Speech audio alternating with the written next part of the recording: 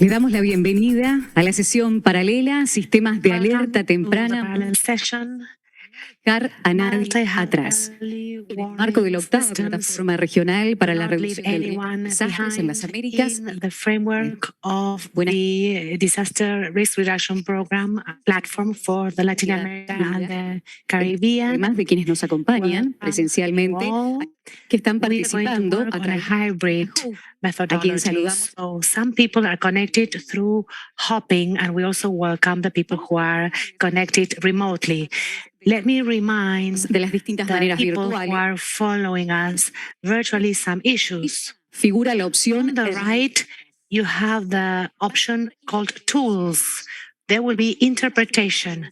There you can silence the source, and you can also go to the subtitle or closed captioning tab. You can go over the different parts of the agenda on a daily basis. On the stage tab, you can review everything that's going on at this 8th platform, and that is on the left of your screen.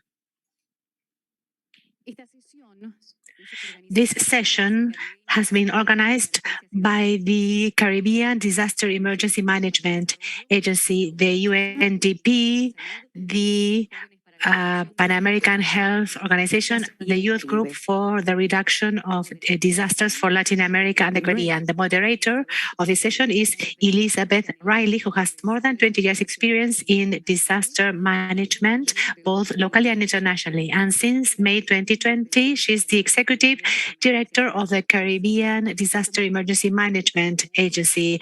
As an adjunct director, she was in charge of programming the body on a technical basis, providing support for preparedness, response, mitigation, recovery, education, and training and information management. At the operational level, she has played a leading role in the coordination of regional responses of at least 10 disasters, including the coordination of the region's response to the pandemic, the COVID-19 pandemic.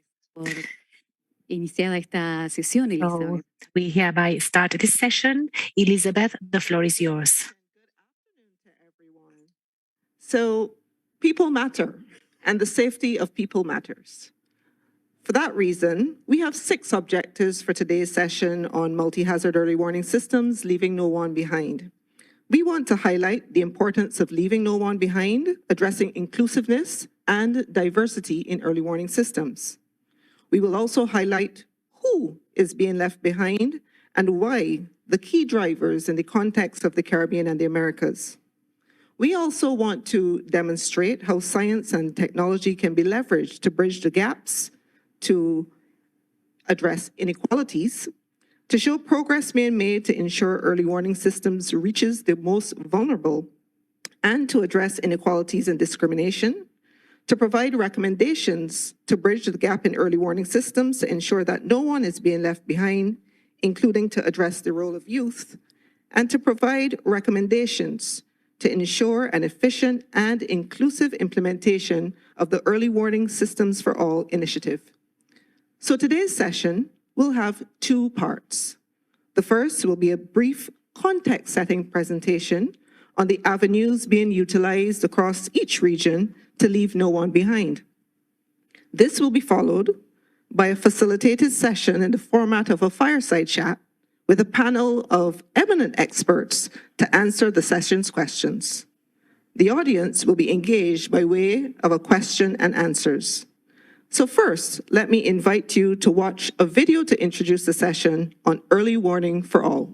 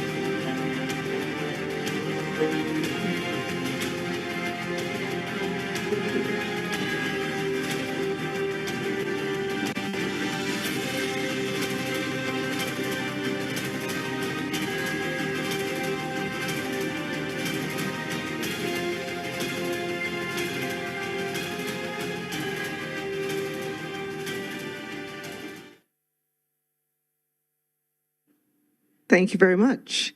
And now we move to a brief presentation which will provide a context of multi-hazard early warning systems across the region of the Americas. So we start, first of all, by looking at the disaster risk management approach to early warning systems. And many of you would be familiar with the four interrelated pillars of risk knowledge, forecasting and monitoring, warning and dissemination by authoritative sources, as well as preparedness for response or the response capabilities. But also really critical from a disaster management perspective is how do we bring all of these elements together? And in the center, you will notice that we have spoken about governance. And in the context of multi-hazard early warning systems, this requires multiple sectoral interactions. We require the appropriate policy and strategy enabling environment, financing to ensure that we're able to implement the results that are identified, very clear definition of roles and responsibilities of all actors in multi-hazard early warning systems, as well as monitoring and reporting, because against the results that we have set, we want to be able to measure the extent to which we've progressed. Importantly, this leads, of course, to actions by the individual, and we emphasize the aspect of early action as a component related to early warning systems. And early action is required at the individual, community, business, and institutional level. The multi-hazard approach is really important. And as we discussed today on early warning systems for all, we emphasize that it must have a multi-hazard focus. And the UNDRR has assisted us with hazard definitions and classification reviews and identified specific hazard clusters through this process.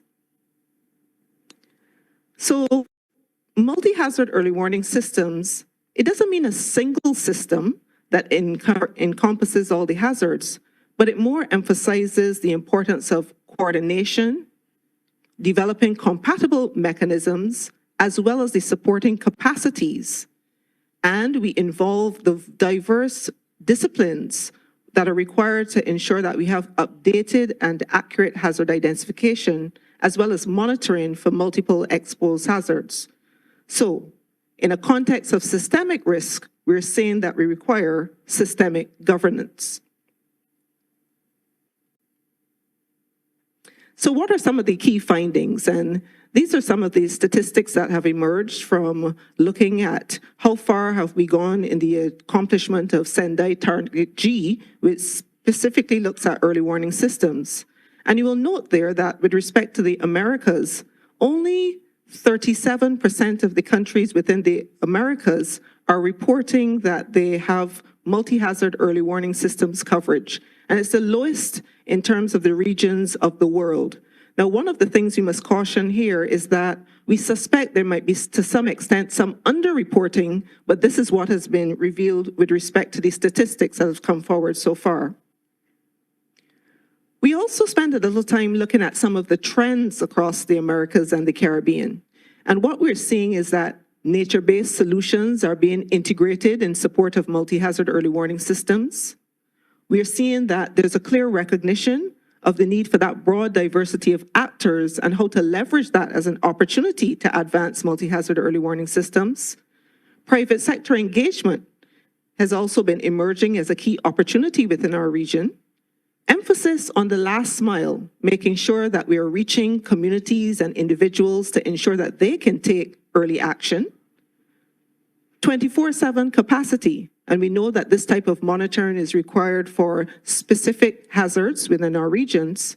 And also, there's an increasing interest in the monitoring of droughts in relation to climate change and anticipatory action. And I know from the Caribbean, certainly we're doing a lot of work through the Caribbean Institute of Meteorology and Hydrology on drought prediction.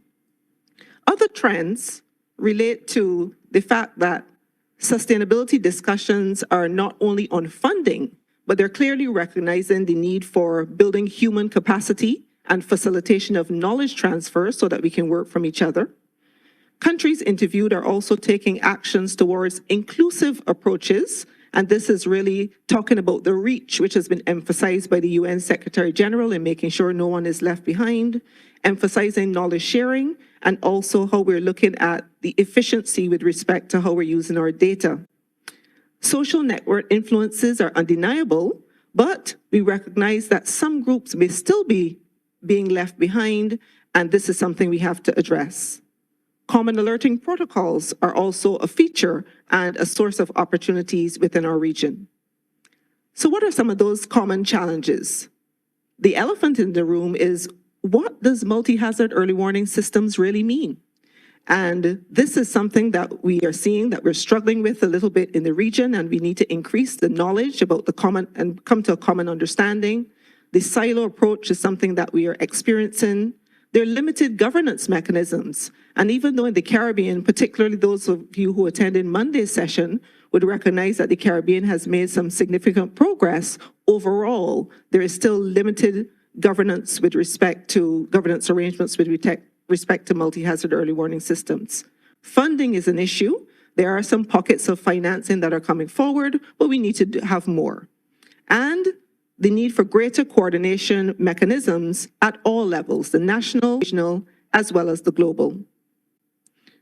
With respect to governance, there are some observations across the Americas with respect to multi-hazard mechanisms, strategies, policies, or legislation. These are definitely emerging, but more work needs to be done. There's a requirement for addressing mandates and role definitions, having budgets allocated at the national level through ministries of finance to support multi-hazard early warning systems as well. We spoke earlier about the limited funding, but what we are also seeing is that where funding is being provided, that it's being emphasized and focused on specific types of hazards and not the full range of the hazards. And there's, of course, a requirement for us to look at a longer-term, sustainable, programmatic approach as opposed to short-term project interventions which are not delivering the transformational change which we know that is needed. And of course, there's a need for coherence, better coherence with respect to policy approaches for sustainable development, climate action, and resilience. And you see some of the information with respect to the Caribbean there in terms of legislation for meteorological services in 8 states. 7 countries have roadmaps, and 1 country has multi-hazard early warning systems policy. So as I said, there's a lot further for us to go. But we have new momentum, so this is great news. The launch of the Early Warning Systems for All initiative, and we know that the UN Secretary General has charged us within 5 years that everyone on the planet shall be protected through multi-hazard early warning systems, and in essence has accelerated the requirement under the Sendai Framework Target G. When we speak about at-risk populations, it's important for us to have a common understanding as who does that entail, who is being spoken about with respect to these vulnerable groups. And so UN framework document for the immediate socioeconomic response to COVID-19 in 2020 had elaborated these categories, and we've shared them here and they'll be made available to you because it's important that when we talk about persons not being left behind, we're very clear on those groups that are being identified. So they include women, older persons, adolescents, persons who are food insecure, migrants, etc. And I want to conclude with a really important quotation. This was made by the United Nations Deputy Secretary General during the launch of the Regional Early Warning Systems for All initiative in Barbados on February the 6th. And she said, "Every person in the Caribbean, SIDS, and the world must be protected by an effective multi-hazard early warning system. This is not a privilege, but a right to everyone." And I think this was the first time that multi-hazard early warning systems were identified as a right, and this is significant. So thanks so much for your attention. And that brings us to the end of the introductory presentation, which I hope has given you an overview and context with respect to what is happening with multi-hazard early warning systems across our geographical space. And so let me turn my attention to the panel. And I'm really pleased to introduce to you a very eminent and well-qualified panel that we have today to share experiences from across the Americas. Immediately to my left is Ms. Lisa Hernandez Betancourt, who is the regional leader of the Global Network of Civil Society Organizations for Disaster Reduction, or GNDR. To my far left, Ms. Michelle Forbes, who is the director of the National Emergency Management Organization of St. Vincent and the Grenadines. Second from my left is Ms. Diana Espinoza, GIS specialist at the International Research Center on El Nino. Welcome. One gentleman is in our midst today, and he is representing the private sector, Mr. Carlos Villamil, who is the sales director for OTT Hydromet for Latin America. And the lady second furthest from my left, is Dr. Angelina Trinidad de Silva. She's a sociologist who specializes in development cooperation. Please welcome our panel.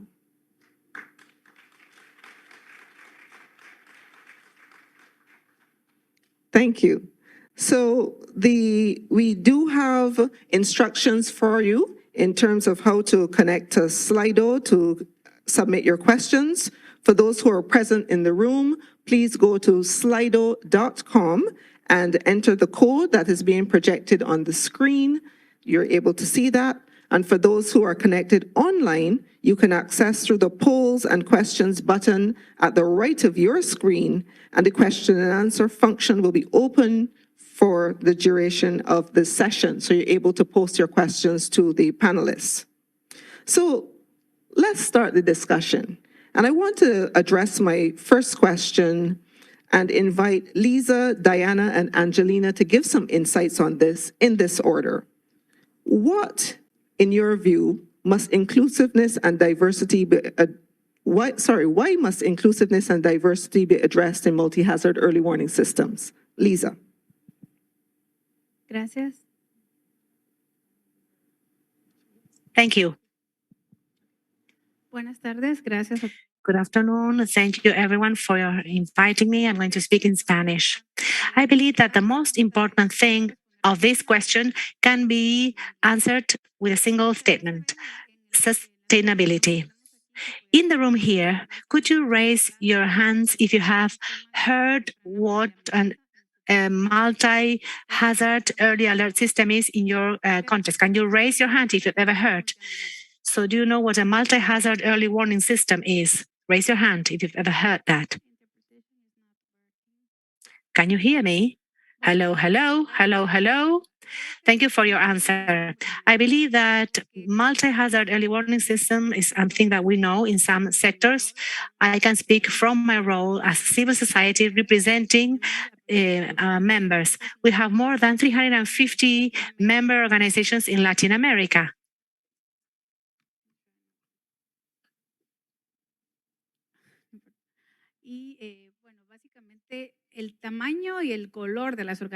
And the size and the color of the organizations that we work with varies a lot. So the concept of multi-hazard early warning system, for it to be inclusive, it has to address diversity, for it to include the voices of different communities where there isn't even a disaster response system, where disasters, as Liz was mentioning a moment ago, UN has different classifications for launching this system, which happened in February. And as a matter of fact, there's a lot of major criteria, there are projections, and there is work to be done until 2027. And how much of that is translated into the communities where we work? So to be able to provide an answer it's important to be inclusive, for it to be sustainable and replicated in the organizations where we work, including the voices, not just of the list that we had. Remember that these populations are not vulnerable in themselves. They become vulnerable because of the different situations that they're faced with, including women, people with disabilities, and the elderly. Women are not naturally vulnerable. Women, we don't want to lead the world. we want to be change agents in this process. And for us to be able to do that, we need to be including from the planning of an early alert system, including how to leave the community when a disaster occurs, as well as ramps for the elderly, for evacuating the elderly. So for this to be sustainable, it needs to be inclusive, intentionally inclusive from the planning process all the way to the implementation process, where this subject can be, this system can be changed based on the lessons learned from the previous disasters so as to prepare things in a resilient manner. Thank you. Hello, thank you very much. Following up on what Lisa was saying, as part of an organization that works basically with local governments and also with communities, we believe that inclusion and diversity in processes is one of the most important points that need to be taken into account. If we manage to clearly understand these items, particularly by local governments, we can run that last mile to decrease disaster risks. Why am I saying this? Because in many cases with the local governments that we have worked with, particularly in rural areas of the Andean region, communities are not part of the decision-making groups. Even though they are aware of their risks and needs, these needs are not included as part of the planning and protocol development process, as Lisa was mentioning.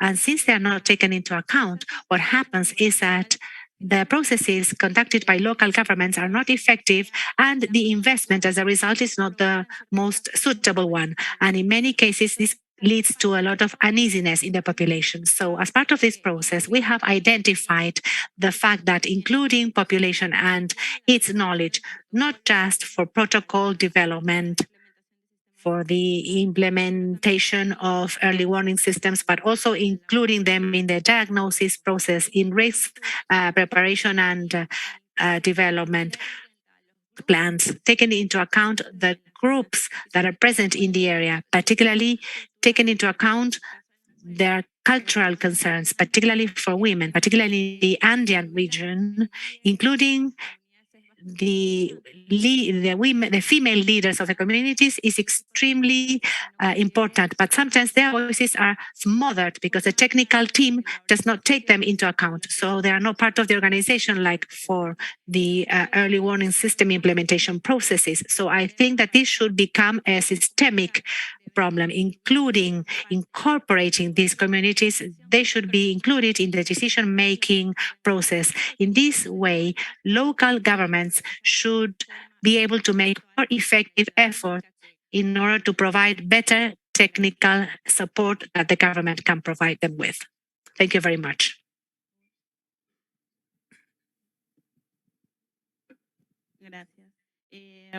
Thank you. So my answer to the question is that inclusion and diversity are not an option.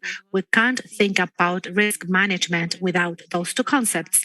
And that's why I'm for inclusive management of risk, and this goes also for the design and implementation of multi-hazard early warning systems in procedures, in instruments. This should be addressed taking into account universal accessibility, not an adaptation, but when we are designing, when we are in the design stage, we should think that everyone should have access to early warning systems. Universal accessibility should be seen as a principle and obligation and a right for the people having the highest risk, considering their idiosyncrasy, cultural language, and individual condition, particularly taking into account the local dynamics taking place in the different territories. And I endorse everything that my colleagues have already said. The early warning system should be inclusive and diverse. It is vital for communities to be consulted in a preliminary manner, because many times they don't have an idea about early warning systems, but sometimes it is the case that they know more than we do. So this access and this consultation process needs to be done in equal conditions, where all the population of the territory is considered, particularly the voice of the youth and the girls and the indigenous peoples need to be heard. Afro descendants and indigenous communities need to be included, and we need to learn from them. The key for early warning systems is for them to be thought out, taken universal accessibility into account. Thank you. Thank you so much, Lisa, Diana, and Angelina, for sharing those very important perspectives. So I want to pose the next question to Carlos and also to Angelina to weigh in as well. Who is being left behind? And why are they being left behind? What are the factors for consideration to address discrimination and inequality and the role of intersectionality? And how are these vulnerable groups actually affected? Carlos? Perfecto, muchas gracias. Primero, decir que me siento honrado de estar en este grupo de mujeres. Thank you very much. First of all, I want to stress that I am honored to be in this women's group and in the agenda. I think for the private sector, it's important to highlight how are involved, especially when we talk about the answer from the communities to the threats or hazards, especially for how prepared we are and the recovery of it. For this question, I think it is important to think about this topic because in the classifications that we have seen for those groups that are being affected, the women, the elderly, or with people with disabilities, it is quite interesting to see that when you are part of these discussions in terms of the alert systems, how these initiatives that comes from the technology for using the early warning systems could have an impact in the communities. For instance, the tokens or coupons generation for the population, so especially those who are more vulnerable or more exposed, so they can be prepared for this warning system. So it is important to highlight that preparedness and the recovery are important, especially reminding us that those populations or communities should be addressed and be in the scope. In addition to that, I think we can highlight the demographic aspects that are mentioned as a feature. However, there is another group in the population that live in the rural areas, especially those in the rural areas have a particular exposure, and that is due to the geographical location. This represents problems, not only because it's remote, but also it represents some challenges in telecommunication objectives. Because if they are isolated, are within isolated areas, they could also have problems to receive the announcements of a potential hazard or threat, and also they would have problems to ask for help, and then in terms of mobility they would also have more problems. So regarding planning, we need to take into consideration those areas as regions and populations that could represent different challenges beyond just the remote location, geographically speaking. I would like to focus on that topic, on those topics, just to be within time. Answering that question, and I think for me and for everybody, not everybody will be affected in the same way. Everybody could perceive it differently and with inequalities. We know that there are some people that are more exposed to a risk, or there are more vulnerable groups, because up to a certain way, we are all vulnerable. However, we are leaving behind children, girls that are living in poverty. Those who live in this urban environment, but they're exposed to hydrological threats. In these areas where they have grown macroeconomically, but they are left aside. So they are being left behind. They are left behind because countries are not investing enough for this early structure, or maybe the structure they currently have is not enough and it's already old. So we need to take into account that all these resources are limited and it is also not enough compared to the needs that could be affected for the coverage for meteorological and climate observations.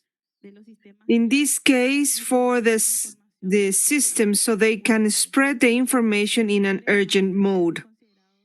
The most frequent factors that are considered as hurdles are also related to the physical or environmental aspects, not having an exit route or not having an early warning system that is only thought in terms of a bell. So what are we going to do if they have some hearing disabilities? So this is also a hurdle in terms of information, or when we have a lot of information, all the prints are very small, and they have some visual disabilities that also comprise a hurdle. We are also talking about the intersectionality that allow us to understand the relationship between elements, factors within the elements in the society. So we would like you to get all these collective and individual experiences in order to be more aware of these particular or more specific hazards, especially in talking about intersectionality. We know that the people are more exposed and they are left behind from the discussions and speeches. They do not have proper information to make decisions.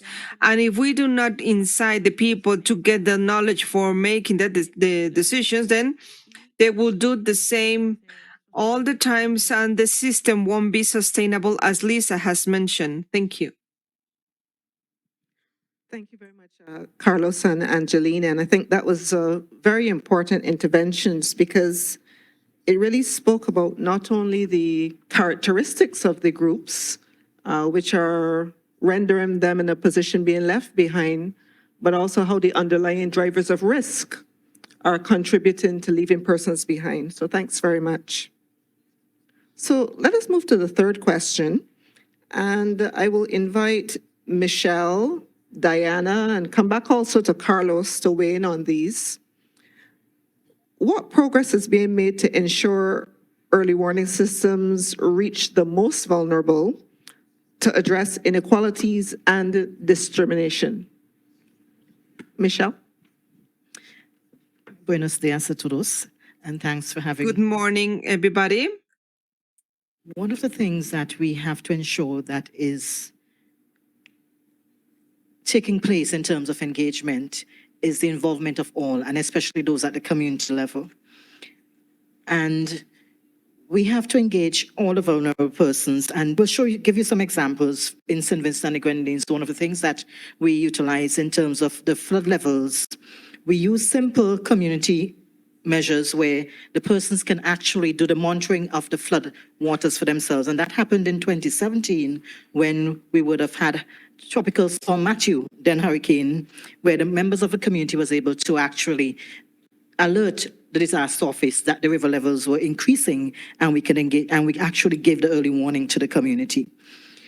The engagement of all community members, even with the scientists, and St. Vincent and the Grenadines have been one of the countries that have had this citizen science approach, especially with the volcanic hazards, where we have engaged all of the community in messaging about the volcano, involvement about the hazards about the volcano, and what to expect. So much that really assisted us in the eruption in 2021 in ensuring that about 20% of our population was evacuated.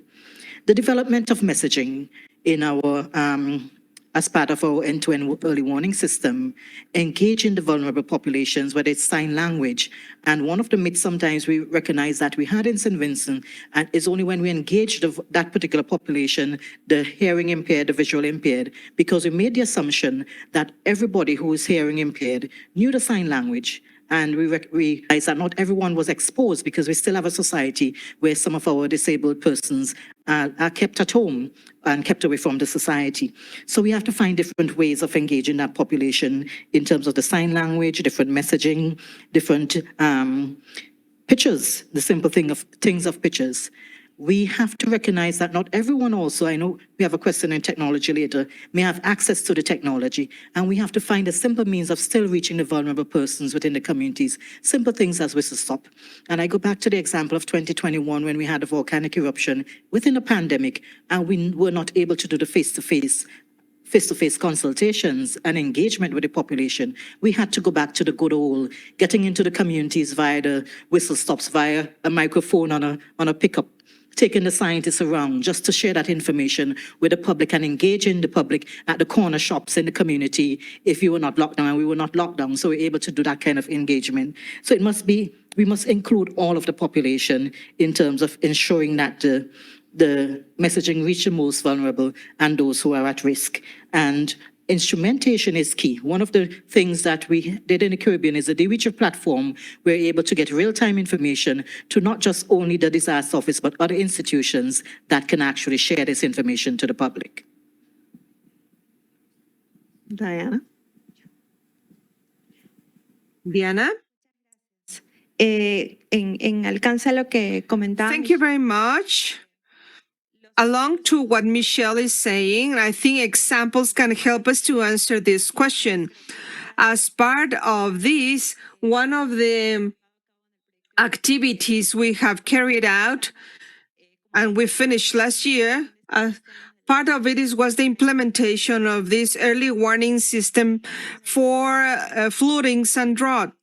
It's part of Central America, and we were able to identify some pilot program areas. One of the things that we have mentioned is that vulnerable communities should be left aside, and we are also mentioning it. First of all, for this diagnosis and for the climate evaluation that is being done in these type of projects, we also try to include vulnerability assessment, so focus on the population that were on the study. From that study, we were able to identify some communities and areas where we can have a greater number of efforts for the early warning system. We also come across some interesting matters, and I would like to highlight that leadership in women in these areas was extremely significant, and that managed to make that the implementation processes within the territory were able to be easier in the technical aspect. It was quite challenging for the technicians to talk about the things that the people are already aware. So with these women leaders, we were able to carry out different activities. We were able to have a mapping of the territories to get these institutional committees that were also included so they can be part of it and create some brigades for the women.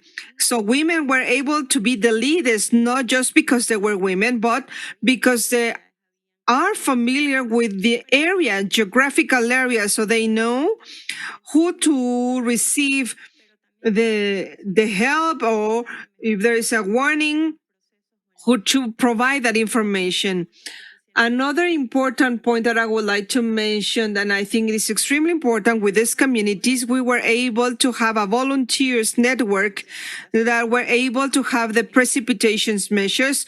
We had a network in 4 countries, and the information is uploaded to a web app, and that is for the validation processes of the meteorological processes within these countries. In this point, I would like to point out that it's not only having the information. This working network that has been set with volunteers and with meteorological services has helped us a lot. And in some of those countries, they keep doing it.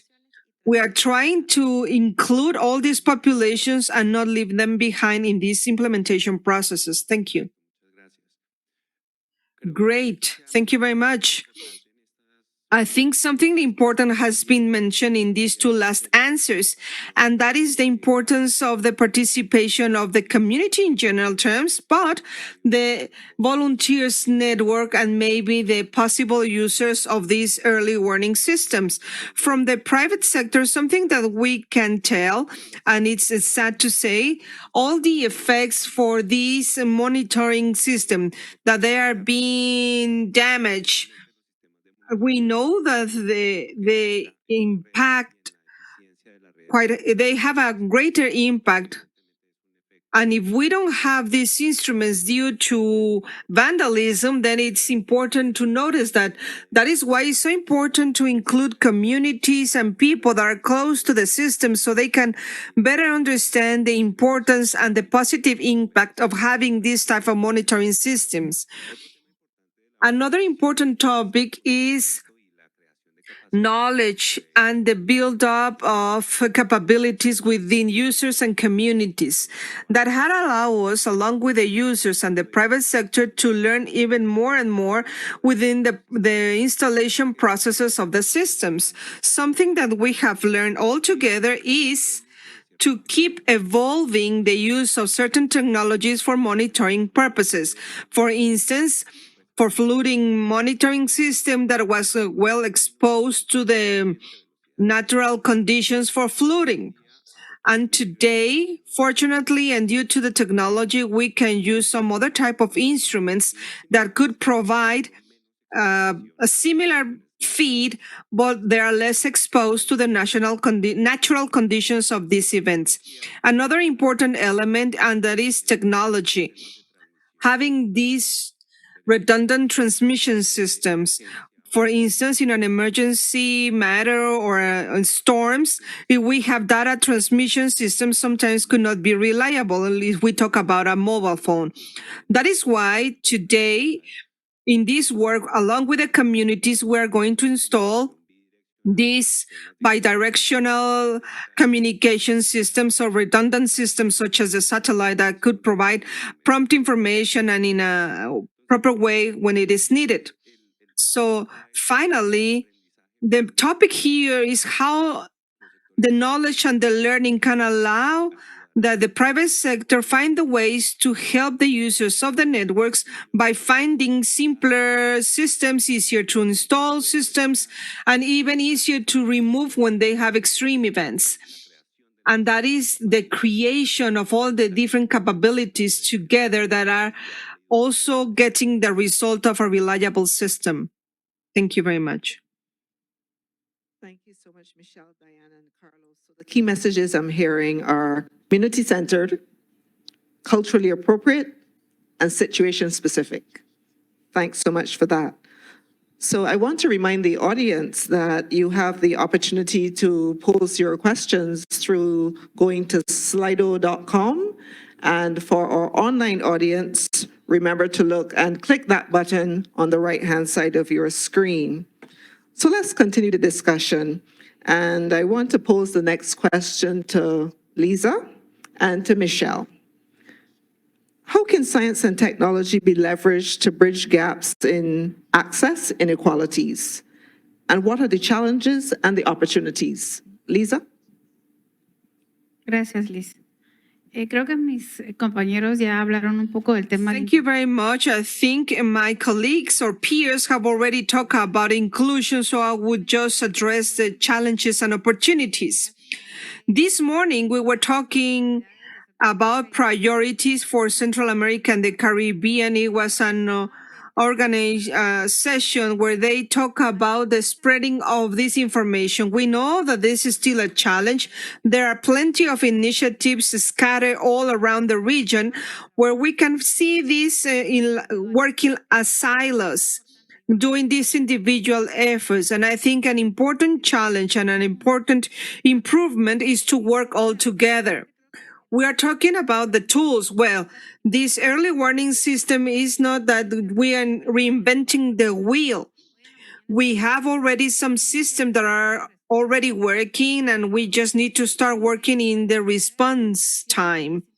We need to have the articulation of different entities in order to answer towards a disaster, how this can impact the lives of the communities. We know tools are there. We have technical tools. We have some other types of tools. And also Carlos was talking about apps.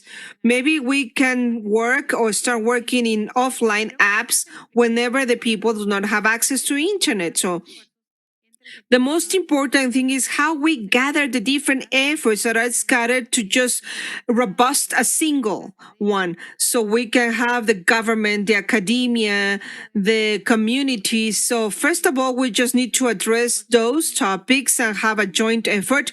And a second aspect that I think is important to mention is that we have the opportunity to translate all these working frameworks that are being done through the regional and state authorities and turn them into into a language that could be accessible to everybody.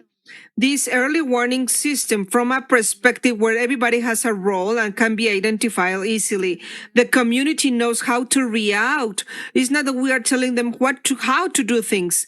So this is not only for planning, but also when we are using their resources and funds, so these communities can develop mechanisms where they can feel that they are the owners of that mechanism, and we can have a better response mechanisms. We just came out of a pandemic and where we assumed that all children had access to online and could have been engaged in their studies online. And the pandemic showed us that there was inequalities across the region, across the country, and in communities. So one of the challenges in terms of access to science and technology is the infrastructure to accessing science and technology. We know that a lot of the students in particular did not have access to Wi-Fi, did not even have access to a mobile device, except in countries like St. Vincent and the Grenadines, where particular students had mobile devices as part of the education system. So you had, outside of the school system, no access, no Wi-Fi access, no infrastructure to be able to access certain things, much less to an early warning system that is generated mainly by IT support. So we need to increase that in public infrastructure to support early warning systems and advance the science and the technology. We need to be able to engage also the ministries of social development and transformation, whatever you call them in your countries, in terms of the data gathering to drive the decision making and to drive the information getting across, because they do collect the information on disabilities and vulnerable populations across our countries, and we have to be able to plug that into our GIS mapping and look at our impact-based forecasting, how we're going to reach a population and know where these populations are to be able to actually give that information. One of the challenges that we see across the region is the whole issue of cost of the early warning systems. They are quite expensive. And we have to find the opportunities and bridging the gaps with our research and academia institutions, as well as the private sector, because we tend to ignore the private sector only when they probably can give us some money. But we have to look at getting them involved more in the research and development of such tools to really bridge that gap in terms of access to inequality. In terms of our challenge, we tend to find different agencies have different agendas and priorities, and we have to be able to collaborate with them a bit more in terms of having the same agenda and priorities that we have to ensure that we bridge some of these gaps. One of the opportunities that is arising for us in St. Vincent and the Grenadines in particular, we are due for a population census this year, and it is the first time we actually were able to have some hazard information within the population census and persons who have been affected by hazards in the past, and we will be able to get that information to actually drive our planning and mapping going forward. And one of the things we also have to do is promote our CAP or whatever system that you have for early warning system, so that is more accessible to persons and more user-friendly in terms of maybe just being able to give an early warning information when there's a warning, maybe more information on the hazards that persons can actually use to prepare and actually take action going forward. Thank you. Thank you so much, Michelle and Lisa. And I love those interventions because it's really about weighing those assumptions against what's the reality of what exists in country, and then leveraging those opportunities for partnership and coordination. So let's go to our questions from the audience, and I see we have two questions. And the first question, I think I will direct it to Michelle and maybe to Diana, who spoke specifically to some community examples. How can we effectively weigh and include the perspectives and ideas of the community with the decision makers in the design of multi-hazard early warning systems, especially when these views diverge? This is a very good question. Michelle? Not yet. The light is all good, right? Okay, and this is, we often make the assumption again that it's a top-down approach in terms of multi-hazard early warning system. But there are different tools around the region and around the world that we practice in terms of looking at the community-based early warning system. Let the communities decide what early warning they want to have within their community. So you go around the community, do whether it's your CERT training, your CDRT training, your community disaster management training, and you ask the community really what is best for them to get that information to their fellow neighbors. Some may say WhatsApp. The disaster office may not use WhatsApp, but may use a different methodology to send the information to you. But within your community, what do you use? So it's really getting to the community and ask them, what do you want to use and what really works for you within the community, instead of really assuming that, hey, everybody gets a warning at the same time and then everybody understands it in particular.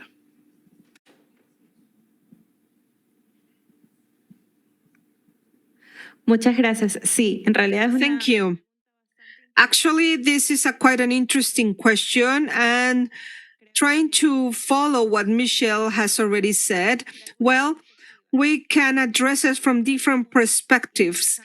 One of the important aspects is when you are working with a community, each of them have different needs, and from them you can have different perspectives or what they expect. So first of all, we just need to understand as a community, what are the problems? From there, we can address or provide different tools according to their needs, and that will make it easier. We have gotten some experiences when the community already understands what are the problems. They are trying to pull everybody else so everybody can find the solution to their problems. So first of all, we need to empower them in understanding how they can solve their problems. What are the tools available so these ideas can also be spread out? Thank you so much. And I thought you guys handled that question incredibly well. We have another question. Also a very good one. I'm going to give some pre-warning to Angelina and Carlos because I'm going to come to you on this one. Many times, those who are at-risk populations don't fully trust governments. How do we establish enough trust for them to act when they receive the messages?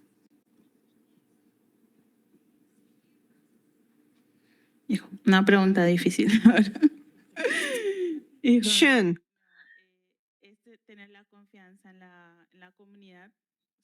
Well, we need to have the trust of the community, and just give me a second.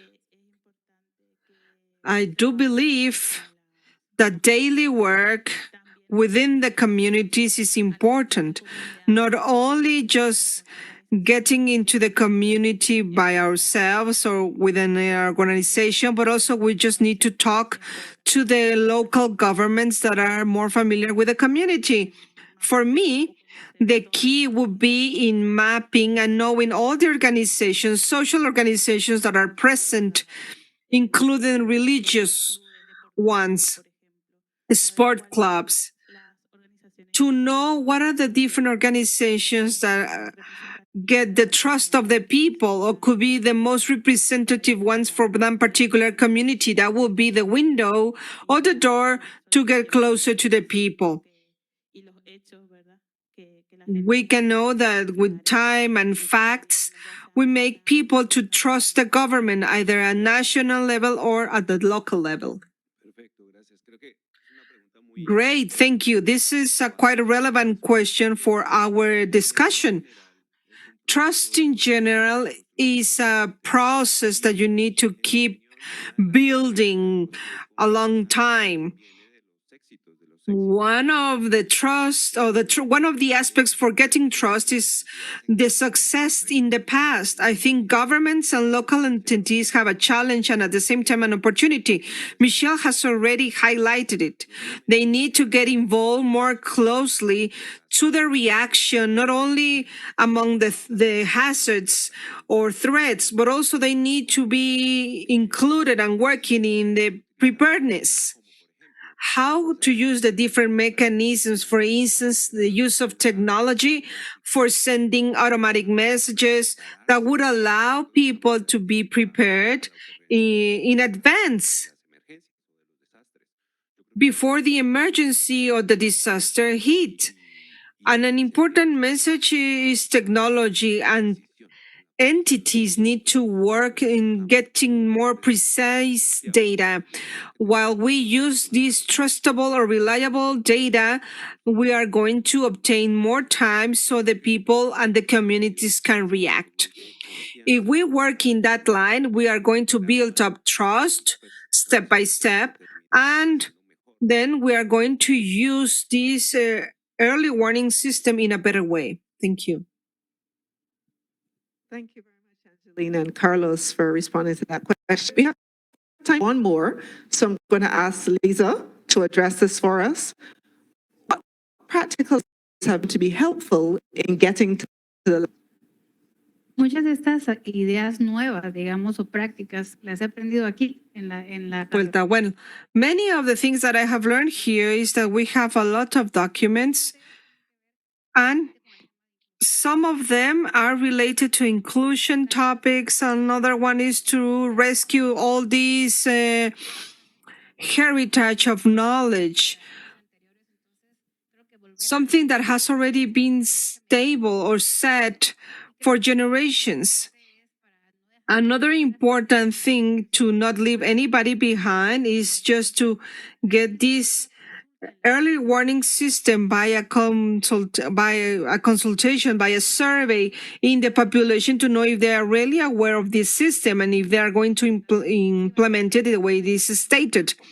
In the same way, we can get the information and we can make them to feel that they are the owners of that system.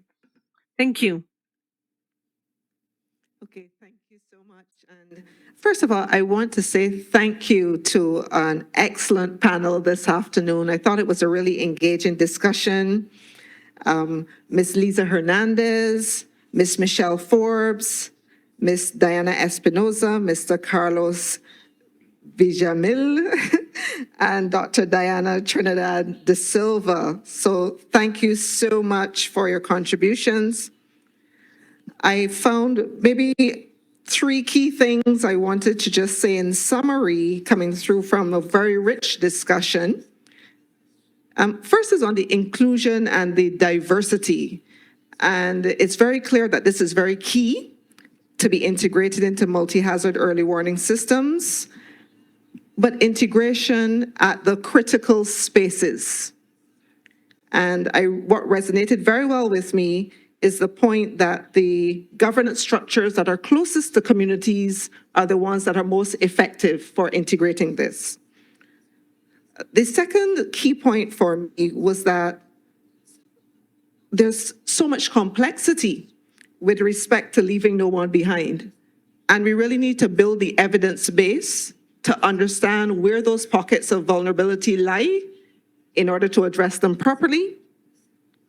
And the third coming through to me was about the importance of the coordination and the integration of efforts at all levels, and particularly that key point on building trust.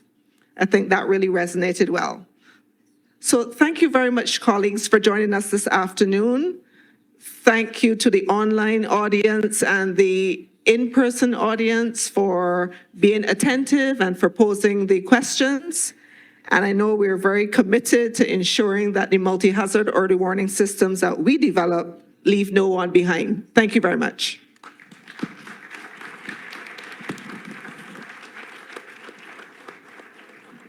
Thank you, Elizabeth. Damos por finalizada esta sesión. Sistemas de Our alerta. session is over. This multi-hazard early warning system leaving no one behind. Thank you to Lisa for the moderation, and thank you to the speaker for all their inputs.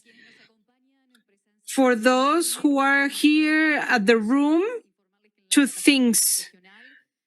The regional platform, we have toilets of a neutral gender, and also in the platform we are going to promote sustainability. That's why water dispensers can be used to refill your bottles, because we are trying to promote to get rid of those single-use plastics. So all papers, plastics, and organic waste could also be disposed at the proper area. Thank you for those who have followed us virtually, and you have a time to enjoy the beach here at the Punta del Este.